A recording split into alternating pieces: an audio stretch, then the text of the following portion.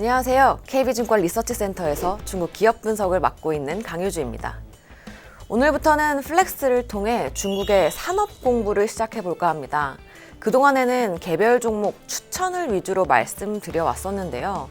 매력적으로 보인다고 해도 중국의 산업 구조나 기업들 간의 연관 관계 등을 잘 알지 못하다 보니 아직까지 중국 주식을 어려워하시는 분들이 많은 것 같습니다.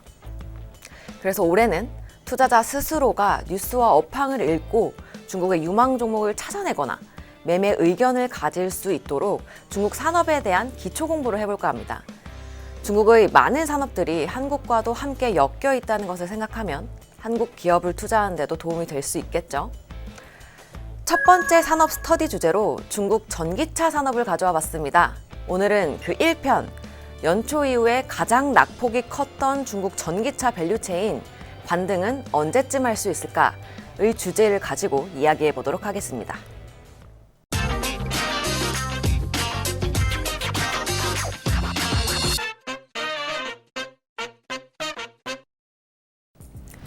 최근 중국 전기차 주가 하락은 전기차 시장의 성장 속도가 느려지는 것이 아니냐는 우려 때문입니다. 전기차 완성차 가격이 오를 것 같은데 그럼 사람들이 안 살 것 같다라는 거죠. 원자재와 배터리 소재 가격이 상승세를 지속하다 보니 배터리 가격 인상이 예상되고 이는 곧 전기차 완성차 가격 인상으로 이어질 것 같다. 게다가 올해 정부가 전기차 보조금을 30% 추가 감축할 예정이어서 소비자가 느끼는 완성차 가격은 더욱 높아질 거다.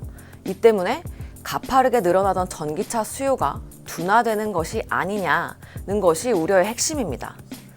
실제로 지난해 말 테슬라가 중국에서 판매하는 모델 S와 모델 Y 가격을 하나로 200에서 300만 원 정도 인상했는데요. 중국 완성차 브랜드들은 가격 인상을 고려하고 있지 않다고 언급해왔지만 올해 1월부터 샤오펑부터 비아디까지 줄줄이 가격 인상을 발표하고 있는 상황입니다. 전기차 산업의 현 상황은 지난해 1월 태양광 산업에 드리웠던 우려와 비슷하다고 보여집니다. 폴리실리콘 가격이 급등하자 웨이퍼 모듈 가격이 상승했고 여기에 정부의 태양광 보조금도 없어지면서 태양광 신규 설치 수요가 둔화될 수도 있다는 우려가 생겼죠. 이 때문에 중국 태양광 밸류체인 기업들은 대부분 30% 이상의 큰 폭의 조정을 겪었습니다. 그 후 조정으로 인해 밸류에이션 부담이 해소되고 2월에 발표된 중국 태양광 신규 설치 규모가 잘 나와줬고 여기에 정부가 태양광 산업을 계속 지원하겠다는 정책 발표가 이어지면서 수요에 대한 믿음이 생긴 것이 주가의 재반등을 이끌었습니다. 전기차 역시 재반등을 위해서는 고평가 부담 해소가 선행된 이후 수요에 대한 신뢰가 생기는 것이 필요할 것 같습니다. 중국 대표 전기차 기업인 비아디의 12개월 선행 PE가 80.9배에 달할 만큼 중국 전기차 밸류체인은 밸류에이션 부담이 모두 해소됐다라고 말하기는 어려운 상황이기 때문에 사실 단기적으로 변동성 확대 국면은 지속될 수 있을 것 같습니다.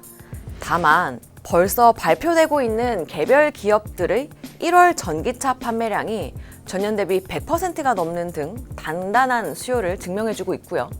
여기에 3월 4일에서 5일 개최 예정인 양회 전후로 전기차 정책이 구체화, 보조금 연장이라든지 유명무실했던 더블 크레딧 제도 확립 같은 정책 등이 발표되면 본격적인 반등 국면에 접어들 수 있을 것 같습니다.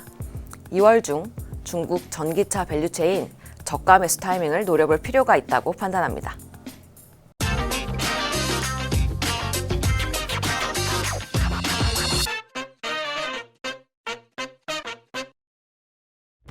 오늘은 전기차 산업 스터디 1편 중국 전기차 본격적인 반등 언제부터일까에 대해서 이야기해봤습니다.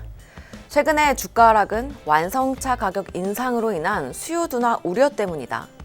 지난해 태양광 산업에서의 경험을 빗대어 보면 올해 1월 전기차 판매 데이터를 통해 수요가 탄탄함이 증명되고 정부가 정책을 통해 전기차 산업을 계속해서 육성한다는 의지를 보여주면 본격적인 반등 국면에 접어들 수 있을 것 같다. 그 시점은 3월 양회 전후쯤을 예상해 본다 정도로 정리를 할 수 있겠습니다. 다음 시간엔 전기차 스터디 2편 중국 전기차 밸류체인 모조리 뜯어보자라는 주제를 가지고 다시 찾아오도록 하겠습니다. 지금까지 중국 주식 플렉스의 강효주였습니다. 감사합니다.